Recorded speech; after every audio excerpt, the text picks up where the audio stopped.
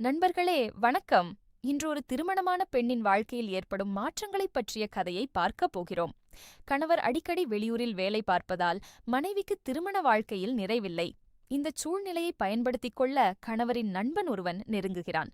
ஆனால் கணவர் முன்னிலையிலேயே இவர்களின் விளையாட்டு நடக்கிறது. கணவரின் ஒப்புதலுடன் இவையெல்லாம் நடப்பது போல் தோன்றும் காட்சிகள் அவருக்கு பெரும் அதிர்ச்சியை தருகின்றன. மறுபுறம் ஹீரோயின் புஸ்தகம் விற்கும் வேலை செய்கிறாள். ஒருநாள் பில் வெஸ்ட் என்ற பெரும் மிரட்டல் உருவமுள்ள வெளிநாட்டவரின் வீட்டிற்கு புத்தகம் விற்க வருகிறாள். அவனை பார்த்ததும் அதிர்ச்சியடைகிறாள். இவன் கணவனின் நண்பனா?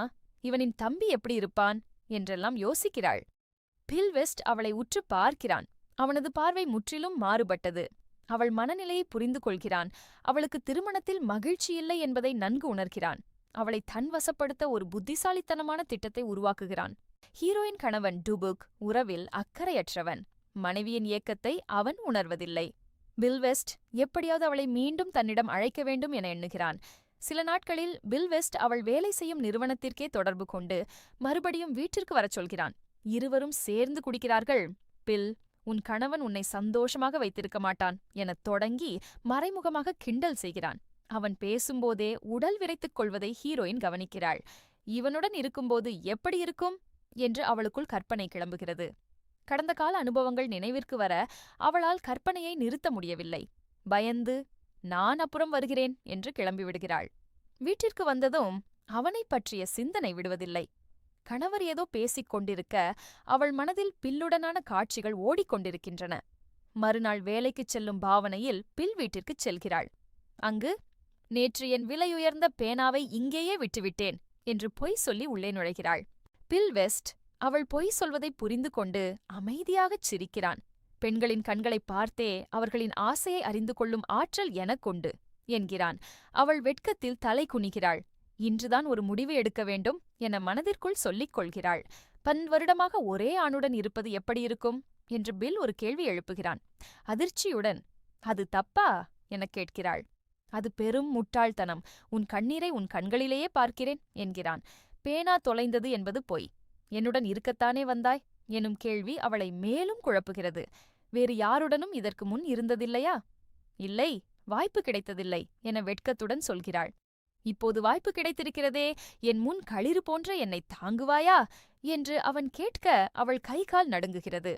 அவர்களின் ஆயுதம் எப்படியிருக்கும் என்று அவளுக்குத் தெரியும். ஏனெனில் கணவன் இல்லாத போதெல்லாம் அந்த மாதிரி காணொளிகளை பார்த்திருக்கிறாள். எவ்வளவு ஆசை இருந்தாலும் உண்மையில் அத்தருணம் வந்தபோது பயமாகிவிட்டது. இவனிடம் சிக்கினால் ஓனாயிடம் சிக்கிய மான் போல கிழித்தெறியப்படுவோம். வாரக்கணக்கில் நடக்க முடியாது என்று மனம் எச்சரிக்கிறது.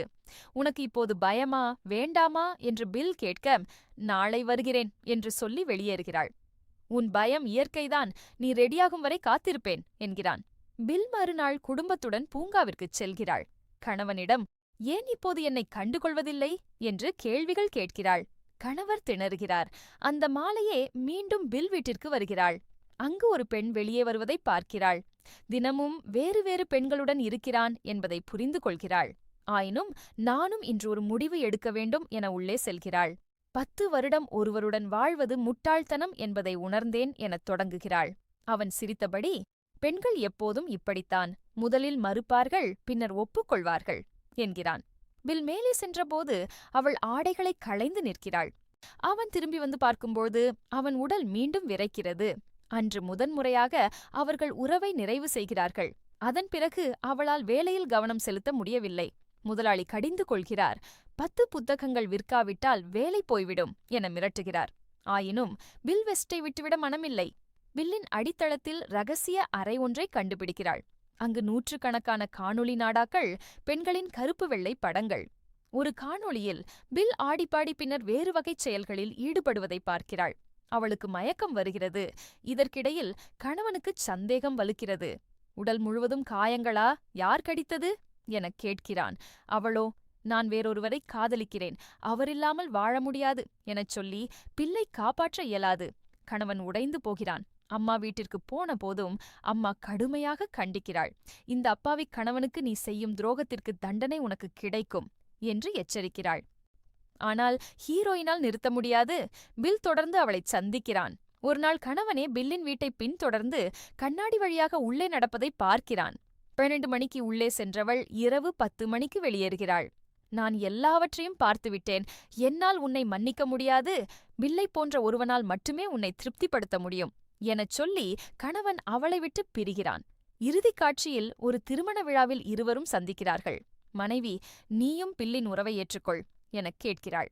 கணவன் முதலில் மறுத்தாலும் இறுதியில் நீச்சல் குளத்தில் குதித்து அவளை ஏற்றுக்கொள்கிறான்.